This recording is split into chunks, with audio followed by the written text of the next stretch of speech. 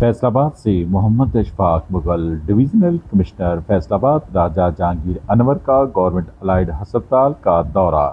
Deputy commissioner captain retired Nadeem Nasir بھی ان کے ہمراہ موجود تھے۔ کمشنر فیصل آباد نے الائیڈ ہسپتال میں مختلف شعبہ جات دیکھے۔ سرجری، میڈیکل وارڈز، فارمیسی اور لیبز میں گئے۔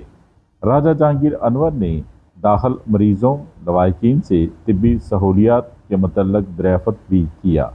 وزیر اعلیٰ پنجاب کی ہدایت کے مطابق تمام مریضوں کو ادویات، ٹیسٹوں کی مفت سہولیات کی فراہمی جاری ہے۔ ہسپتال میں موجود تمام مریض اس سہولیات سے فائدہ اٹھائیں، جبکہ شہری بھی کسی قسم کی شکایات کی صورت میں قریبی ڈپٹی کمشنر آفس یا ڈویژنل کمشنر آفس سے رجوع کریں۔ اس سلسلے میں تمام مریضوں کو بنیادی سہولیات فوری فراہم کی جائیں گی۔ دیکھتے رہیے GS نیوز۔ اس ویڈیو کو لائک کریں، ہمارے چینل کو سبسکرائب کر بیل آئیکن ضرور پریس کریں